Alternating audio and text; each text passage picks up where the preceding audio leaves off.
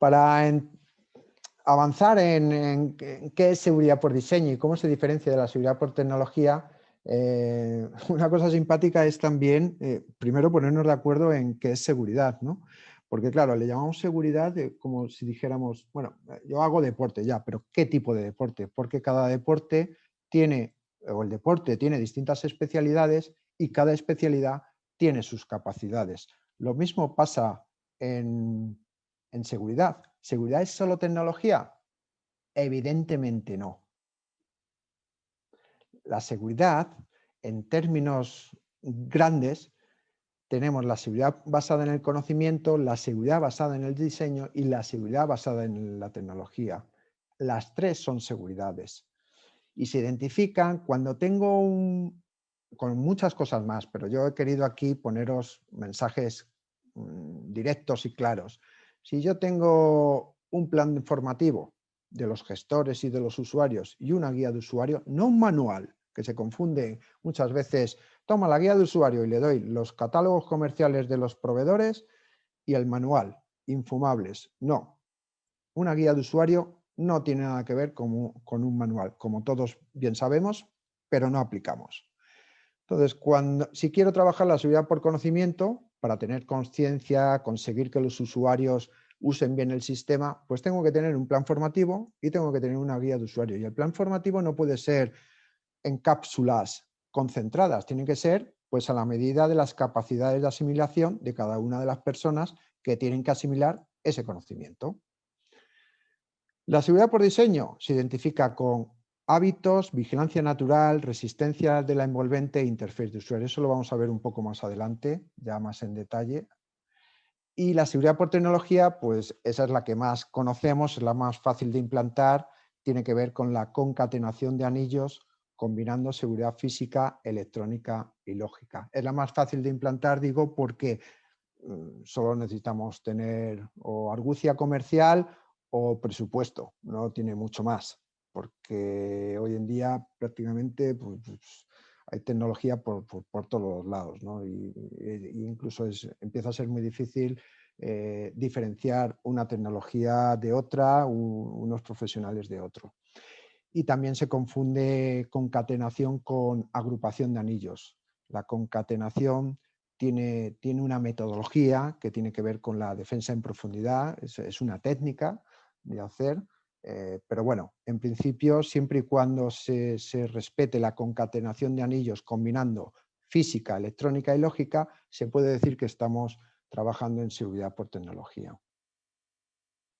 Es más que evidente, este gráfico trata de mostraros que la seguridad son tres seguridades. En la medida que no trabajo la seguridad por diseño o no trabajo la seguridad por conocimiento, solo me queda la seguridad por tecnología. En la medida que la seguridad por tecnología es mayor, mayor es el coste y menor es la efectividad, lógicamente. ¿Por qué?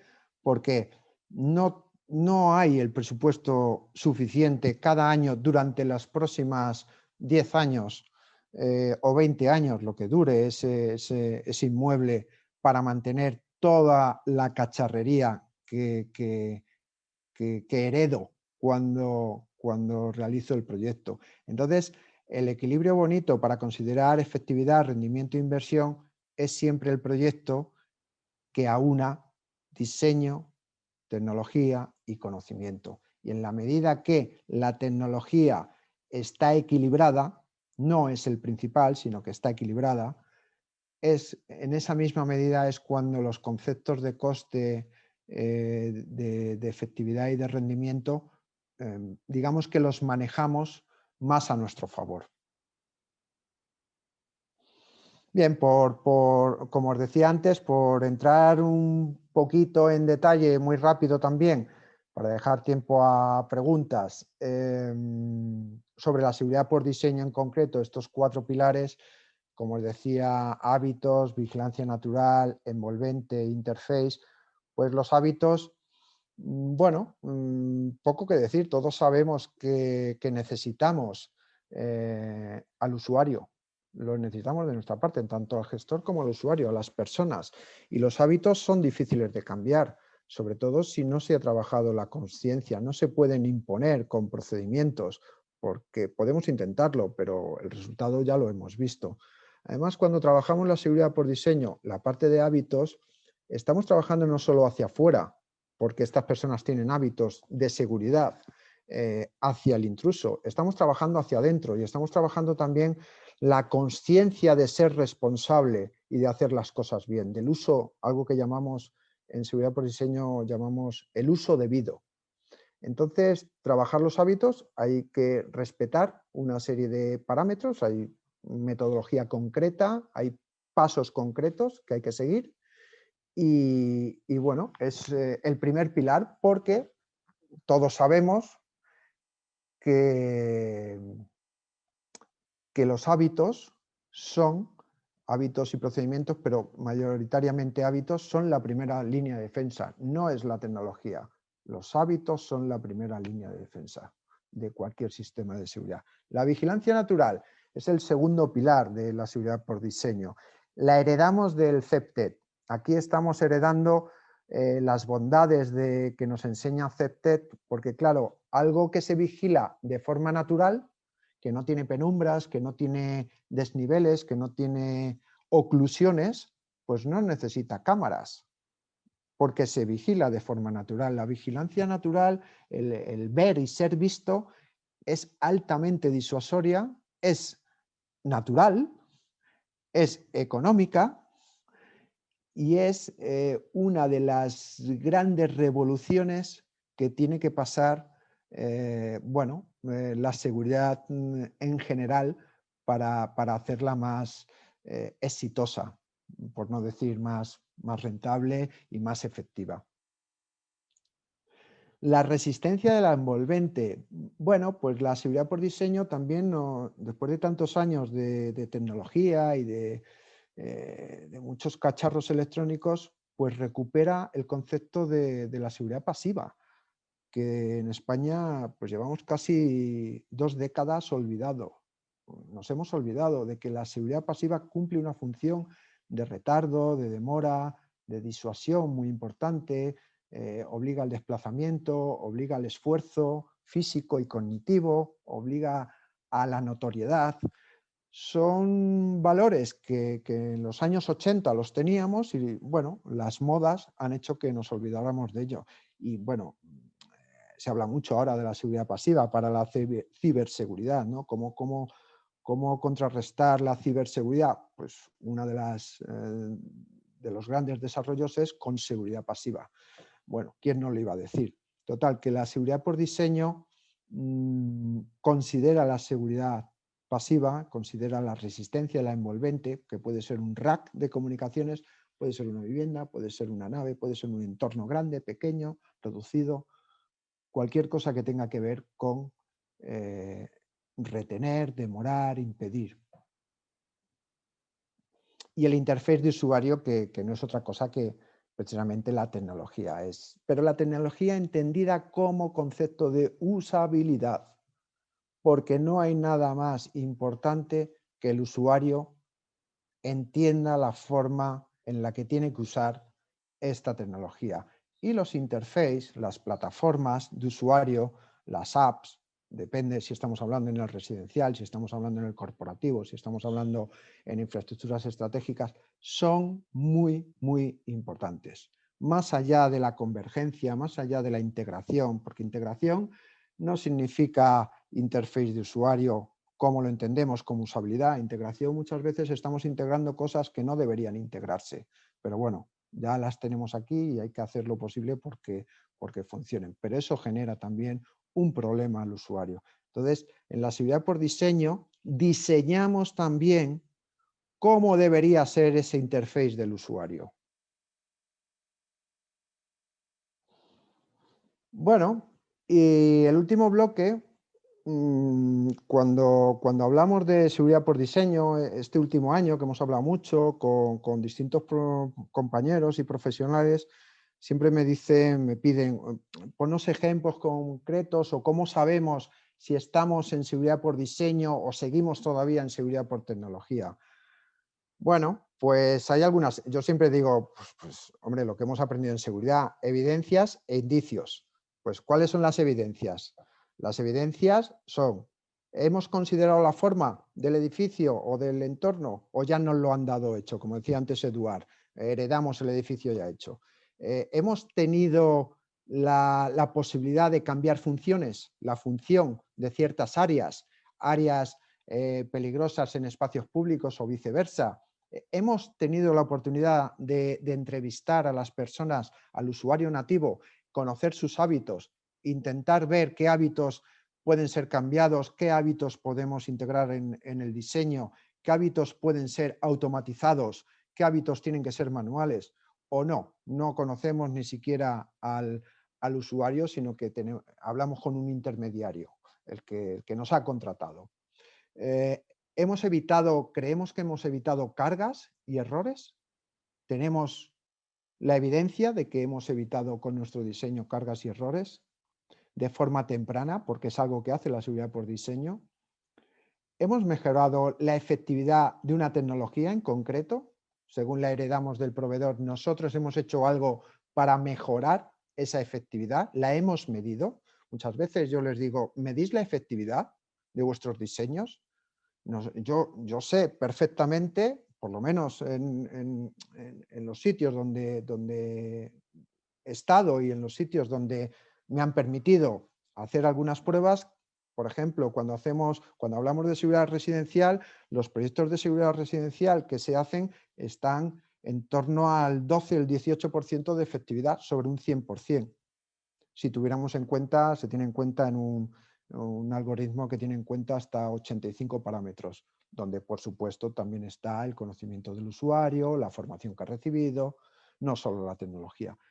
Y si hablamos de proyectos de seguridad corporativa, sube un poco porque hay más dinero y se cubren bastantes cosas con integraciones y con tecnología, pero no supera el 20% tampoco. Con lo cual, bueno, estamos en esos ratios.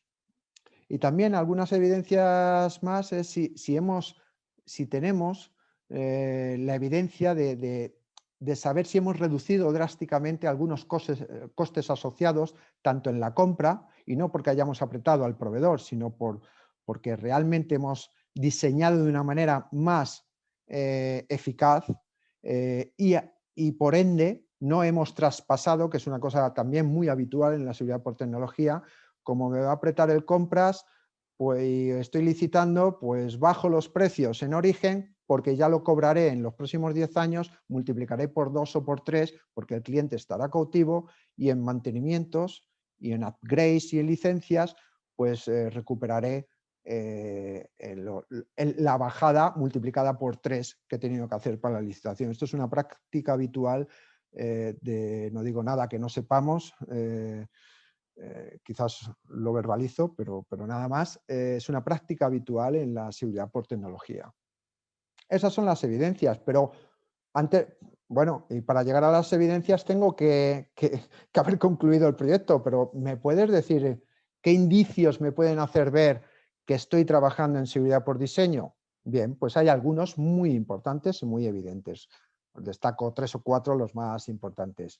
Si consideramos que la seguridad rara vez es técnica, es una solución técnica, sino que es estratégica, pues ¿dónde se decide la estrategia?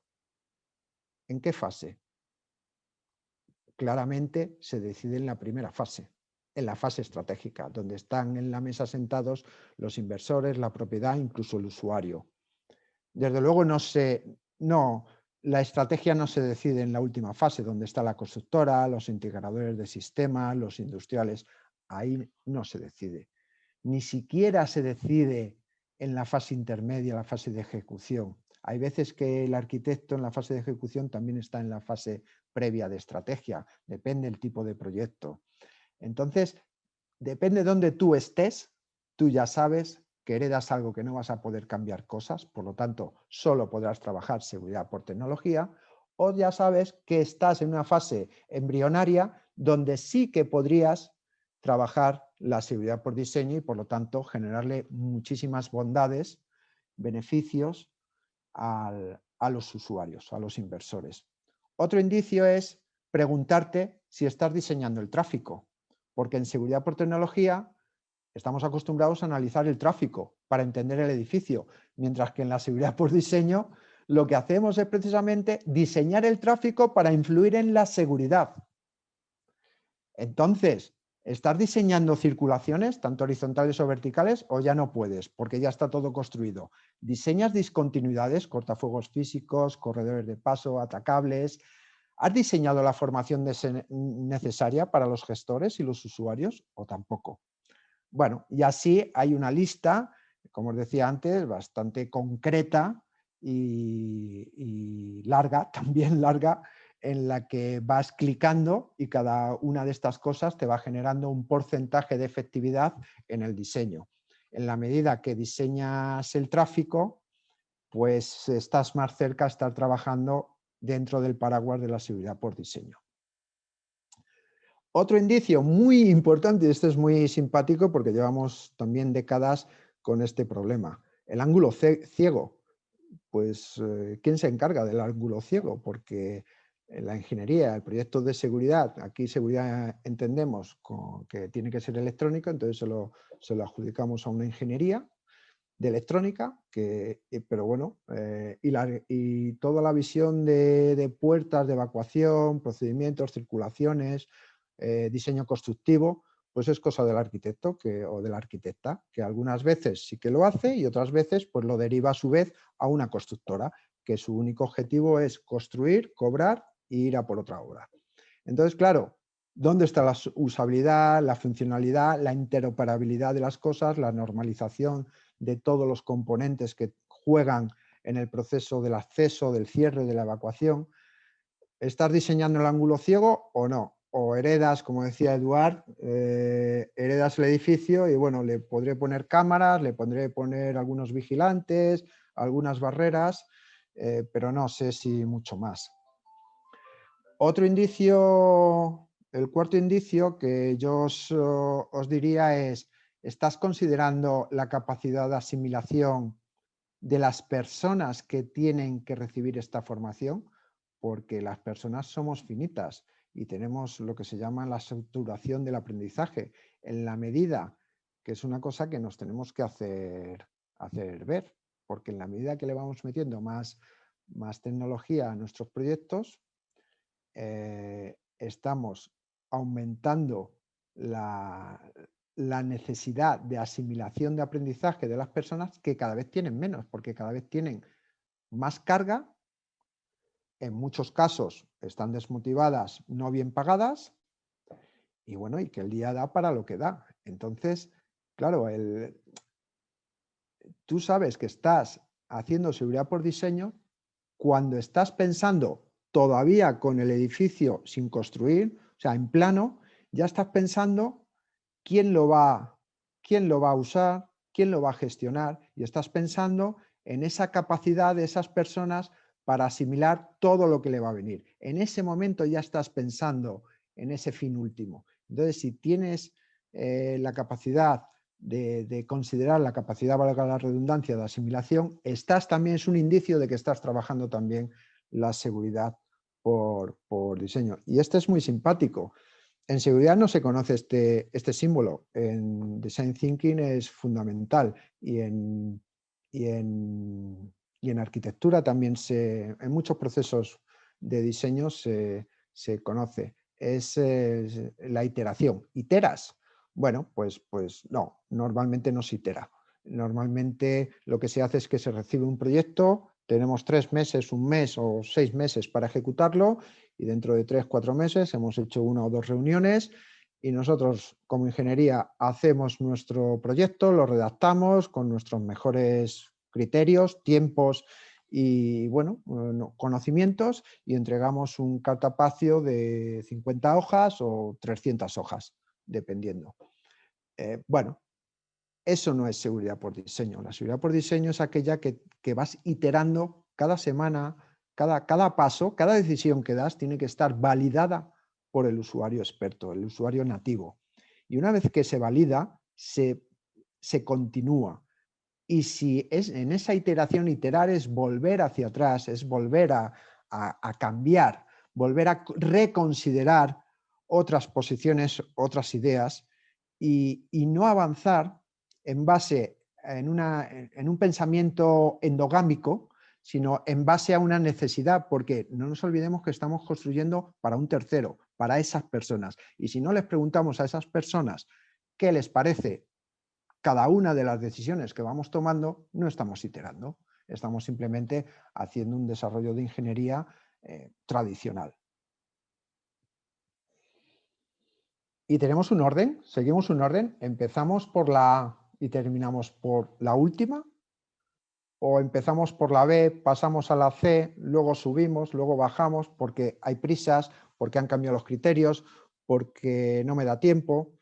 Bueno, ahí también en la secuencia que llevamos del desarrollo del proyecto también nos permite conocer, es un indicio de si estamos trabajando en la seguridad por diseño, que todo tiene un orden, tiene una secuencia lógica para que se produzca la efectividad, o es una secuencia arbitraria que está condicionado por la agenda, por las estrecheces, la cultura del hambre, de los presupuestos y tantas y tantas cosas que nos afectan cuando trabajamos la seguridad por tecnología, porque realmente no tenemos un interlocutor que realmente ha entendido la importancia de este diseño de seguridad.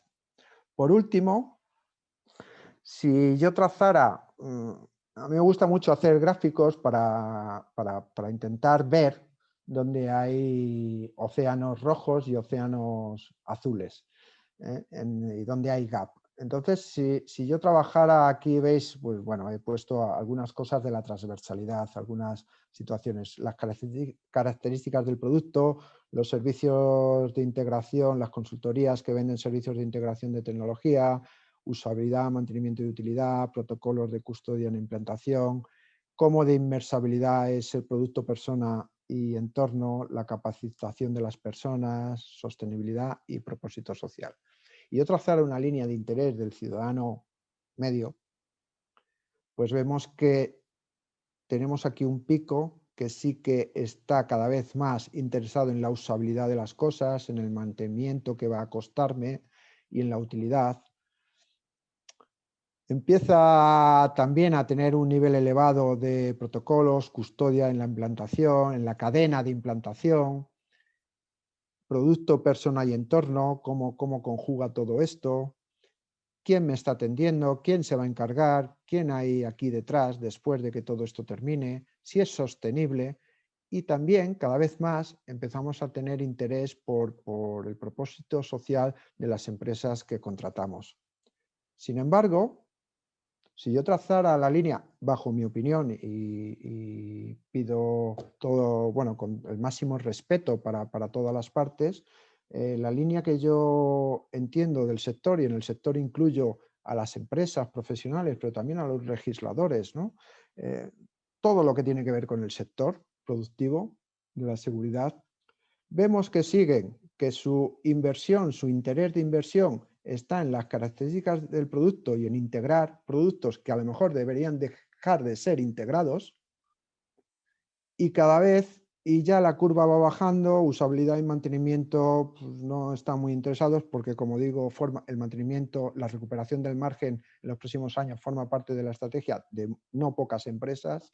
Los protocolos de custodia en la cadena de implantación cada vez brillan por su ausencia.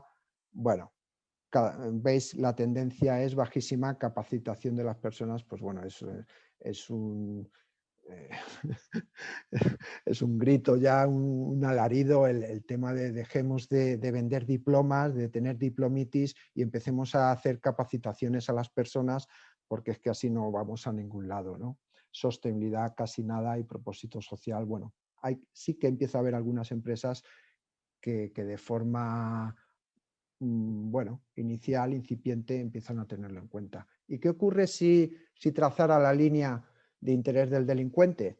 Pues lo que más me interesa es que el delincuente está trabajando en la cadena de implantación, protocolos, custodia, Y esto, claro, me hace pensar que efectivamente cuando vamos a los congresos de ciberseguridad y algunas personas ya empiezan a decir en público que tanta cámara y tantas cosas, tanta tecnología no está evitando los ataques porque hace falta concienciar al usuario, porque no ha habido protocolos internos, porque no hay custodia, no hay concienciación, pues aquí está, en este gap.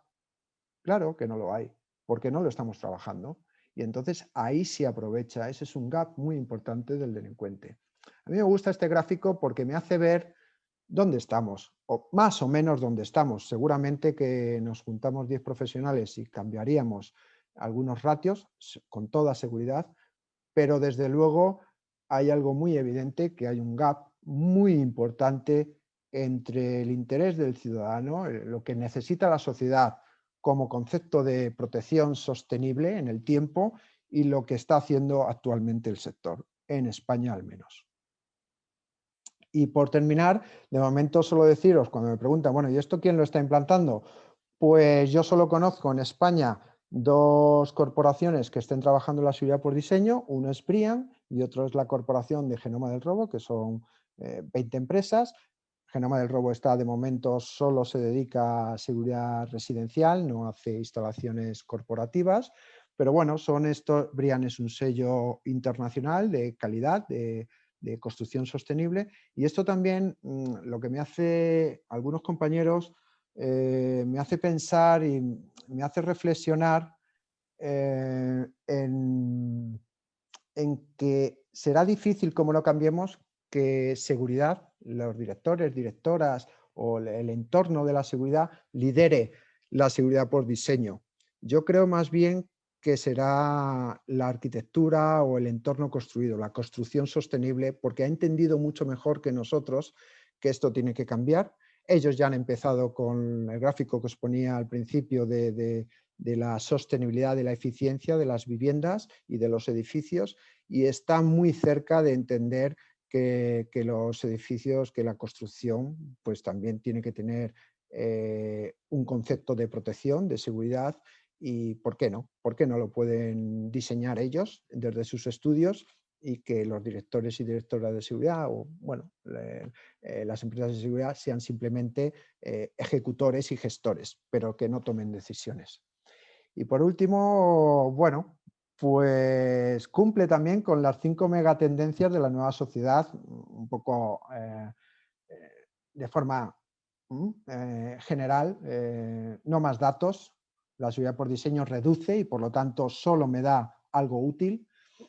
Muy importante la experiencia de usuario y la usabilidad, simplicidad y versatilidad también, por supuesto, sostenible, algo que sea sostenible en el tiempo y sobre todo la megatendencia de que no puedo más.